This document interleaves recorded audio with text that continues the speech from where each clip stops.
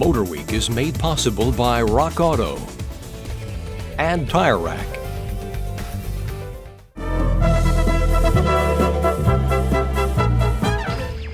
Though only 4 years old, the Ford Probe has already had a very interesting history. It was originally conceived in a joint effort by Ford and Mazda as a replacement for Ford's venerable rear-drive Mustang.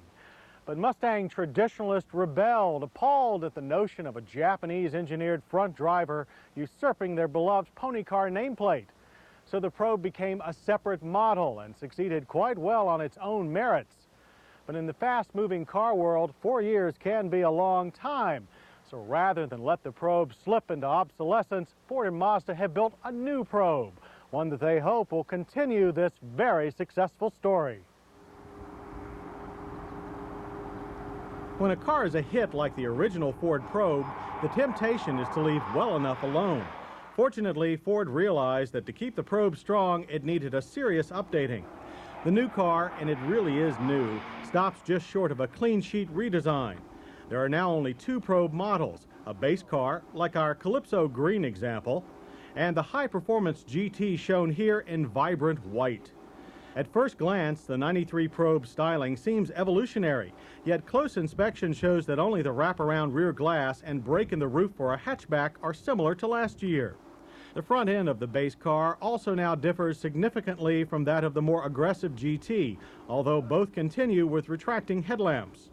The new car uses the latest in styling techniques, including soft curves, a radically sloped cab-forward windshield, and lowered cowl. The latter made the old car's fender-blending outside mirrors impractical, but completely flush door handles remain. Inside, the makeover is again complete, yet still familiar in colors and textures. We like the GT's contrasting wraparound piping. A driver's side airbag is standard.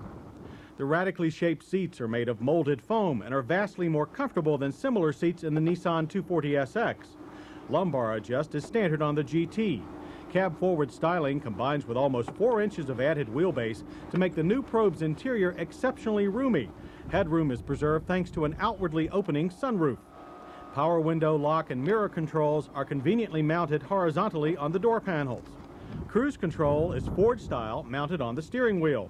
The center dash tower puts the stereo right at the top. This in-dash CD player is an option. Large rotary vent controls reside just below. Less frequently used switchgear and an optional equalizer are down at the bottom of the stack. Like all of its kind, the Probe is a 2+2 coupe, so the back seat area is suitable only for children or to use as a split folding cargo shelf. The original Probe had a large trunk with fender height liftover. The new car does too. Probes have used both Ford and Mazda engines in the past, but the new effort uses all Mazda motors.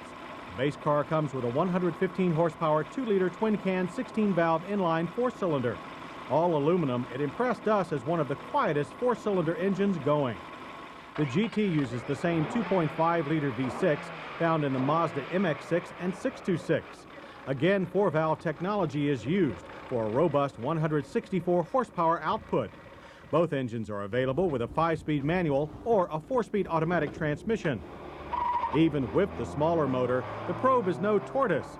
0 to 60 in 9.6 seconds with a 5-speed and 10.7 seconds with an automatic.